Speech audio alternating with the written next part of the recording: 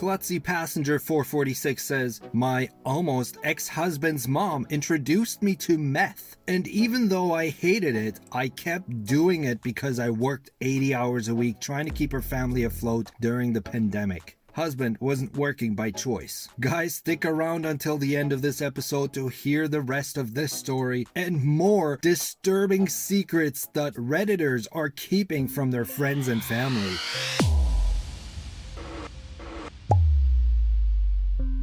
Welcome back to Ask Reddit Mondays on Redditainment. This episode brings us a post that was posted by a throwaway account, which in the Reddit community usually means there is some juicy content. The post reads, what's the most disturbing secret you are keeping from your friends and family? Let's jump right into the first comment. I know you all want to hear the rest of that first story, so here goes. My almost ex-husband's mom introduced me to meth, and even though I hated it, I kept doing it because I worked 80 hours a week trying to keep our family afloat during the pandemic. Husband wasn't working by choice. I hated myself so much, and I hated that I was doing it, but I loved being able to stay awake to do whatever was needed to be done. This went on for about a year. Eventually found out he was cheating on me for a long while, kicked him out, and got together with someone else. He unknowingly got me clean. I've been clean for about 14 months now, and it makes me sick to even type this shit out.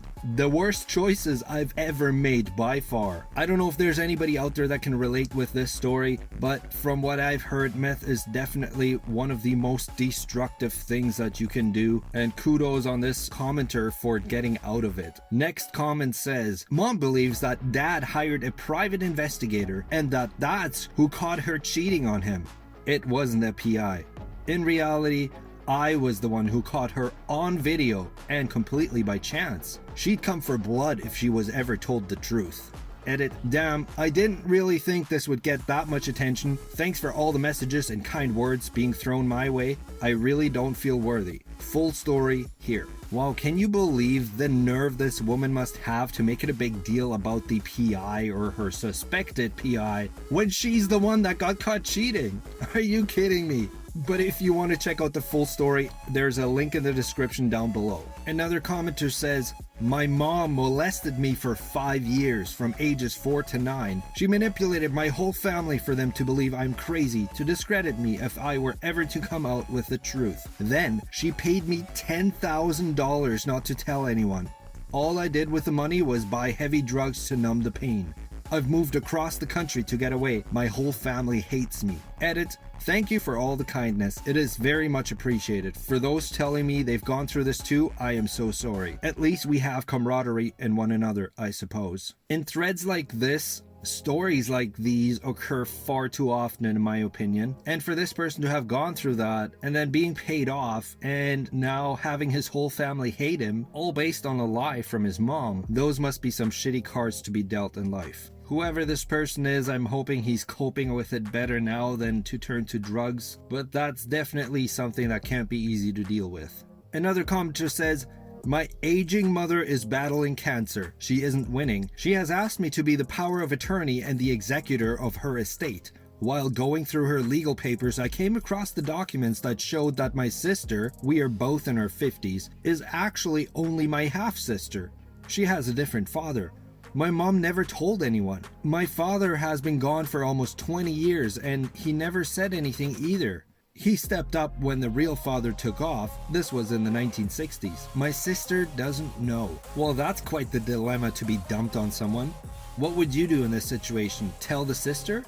I mean, they're in their 50s. I think she deserves to know at this point. Another commenter says, I would almost certainly have killed myself if it wasn't for the fact that they'd be unable to handle it. I also pushed up a candle up my ass as a teenager to see if I liked it. Edit, the sensation did nothing for me, and I can confirm the candle was mercifully unlit. Wow, this comment took a turn there midway through that I did not see coming. Another commenter, the only reason I am still here today is because I forgot to load a round into the chamber of my pistol when I was 18. I pulled the trigger, but thankfully all the rounds were in the clip. It was a huge wake-up call. I am doing a lot better now. Wow, there's some heavy stories in this one, and I'm not sure what it is about these types of stories that you kind of want to read more, but they're also so very depressing and dark at times. But I guess that's kind of our morbid curiosity. It's kind of like driving by an accident where you don't really want to look, but you do because you're curious to see what's going on. Another comment says, I can't imagine the future. People ask me what my plans are and I just don't know. I have no chance of making plans.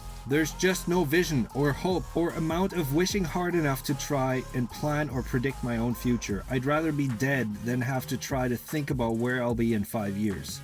Well, that's one of the more lighter ones, and I'd say just take it day by day and you'll be okay. Another comment says that I want to pick up and move and start over alone with my dogs with zero trace. I think a lot of people can relate with this one on some level. Haven't we all thought about getting out with no trace and just starting from scratch? I think that thought has crossed many people's minds before. Another commenter says, my second tour in Iraq, we were in a nasty firefight. When I felt something wet hit the side of my face, I knew the guy next to me had been killed, but I was a little too busy to do anything about it. After it was done, the corpseman came running over making sure I was okay and thought it was because I was covered in the guy's blood. Turns out one of the guy's eyes was basically dangling on the side of my helmet. Same commenter follows up saying, truth be told, I am fine. When I mustered out, I was able to get some counseling to deal with it and other crap I saw. I was always more worried about the corpseman. I might have seen some horrific crap on the reg, but those poor bastards had to deal with trying to keep ours and sometimes theirs alive. Another commenter says, being the oldest of the cousins and knowing the real family history and secrets, I'd rather let them enjoy life without knowing. While I feel like there's a lot more that could be said about this comment, didn't really spill any secrets, but let's move on to the next. This Redditor says, I banged one of my mom's friends after mowing her yard. I think we needed one of these comments to lighten up the mood a little bit in here, but let's do a couple more for this show. This guy says, I've been selling weed for the last 8 years to supplement my income. To be fair, there's worse things you could be doing. As weed is getting legalized in more and more places across the world, I don't think that is the worst thing that you could be doing. Here's another one.